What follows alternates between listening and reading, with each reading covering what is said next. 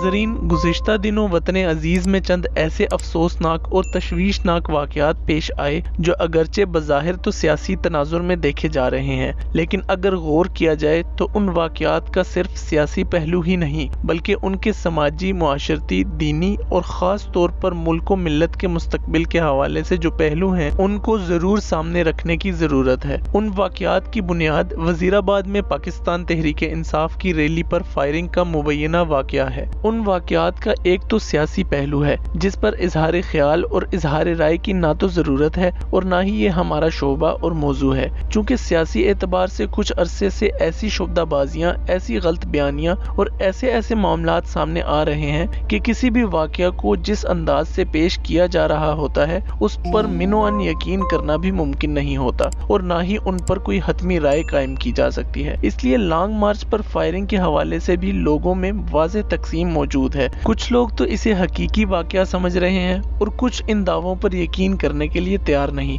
हकीकत कुछ भी हो, लेकिन इन वाक़यात से जुड़े हुए चंद पहलू बहुत ख़तरनाक, अफसोसनाक और तशवीशनाक हैं। सबसे पहला अफसोसनाक अमर सियासी इंतहा पसंदी है। ये सियासी इंतहा पसंदी रातों रात परवान नहीं चढ़ी, इसका तवील पस मंज़र है, लेकिन ये इतनी ख़तरनाक चीज़ है जिसकी वजह से मुल्की हालात इस नहज तक आ गए हैं कि ये सियासी इंतहा पसंदी, अदम बर्दाश्त और गाली और गोली का कल्चर इस मुल्क के हर तबके और हर गली कूचे को मुतासिर कर सकता है। ये जो आग है ये हर दामन तक पहुंच सकती है।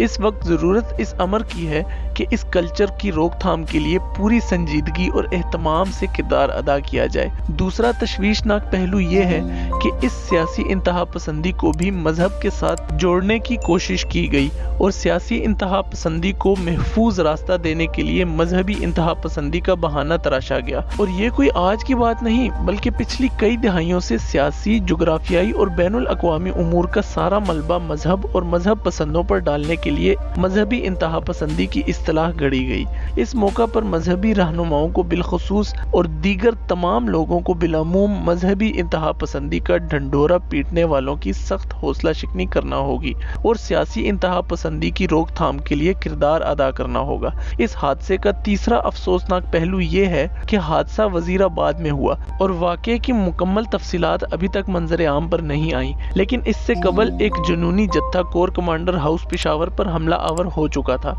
कुछ लोगों ने वजीर दाखिला के घर और कुछ लोगों ने गवर्नर हाउस लाहौर का घेराव कर लिया था और मुल्क भर में तोड़ फोड़ शुरू हो चुकी थी। ये कितनी अफसोसनाक और खतरनाक रविश है। क्या हम अपने मुल्क और अपने घर को यूं अपने हाथों से आग लगा देंगे? कल खुदा न खास्ता कोई और वाक़या पेश आता है तो क्या इसके नतीजे में मुल्क में अनारकी और फसादात का दरवाज़ा खोल दिया जाएगा? याद रहे कि ये कोई मामूली वाक़या नहीं। अगर बगौर देखा जाए तो जिस तरह अरब बहार के नाम पर कई अरब ममालिक को आग और खून में धकेला गया, खाकम बदन यूं लगता है जैसे पाकिस्तान को भी किसी बंद गली में धकेलने की मंसूबाबंदी हो चुकी हो। अरब बहार के इब्तदाई अय्याम और फिर उसका भयानक अंजाम सामने रखा जाए तो ये चंद इशारे ऐसे हैं जिनकी वजह से हम सब की आंखें खुल जानी चाहिए और वतन अजीज को अरब बहार के बाद बाज अरब ममालिक को दरपेश सूरत हाल जैसी सूरत हाल से बचाने के लिए पूरी तरह से फिक्रमंद हो जाना चाहिए। वजीराबाद वाक़े के बाद जो सबसे अफसोसनाक और ख़तरनाक चीज़ सामने आई वो ये कि पहली दफ़ा अफवाज पाकिस्तान के एक हाजिर सर्विस अफसर का नाम लेकर उन्हें वाक़े का जिम्मेदार करार दिया गया।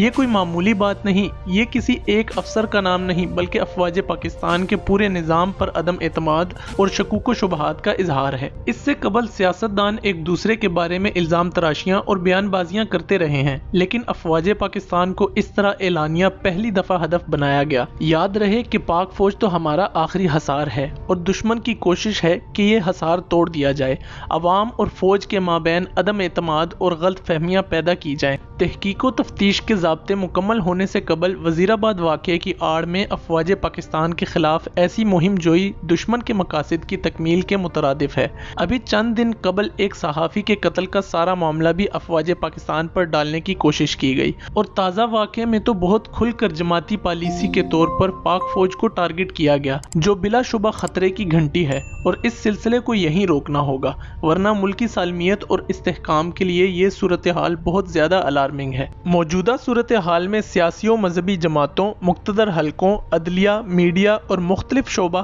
زندگی سے تعلق رکھنے والی اہم شخصیات کی مجلس مشاورت کی فوری ضرورت ہے، جس میں ایسا میثاق اور ضابطۂ اخلاق طے کیا جائے جو ملک و ملت کو اس ہیجانی کیفیت اور موجودہ صورتحال کے خطرناک نتائج سے محفوظ رکھے، اور اللہ رب العزت ہمارے پیارے وطن عزیز کی حفاظت فرمائے۔ آمین۔ Thanks for watching. اللہ حافظ۔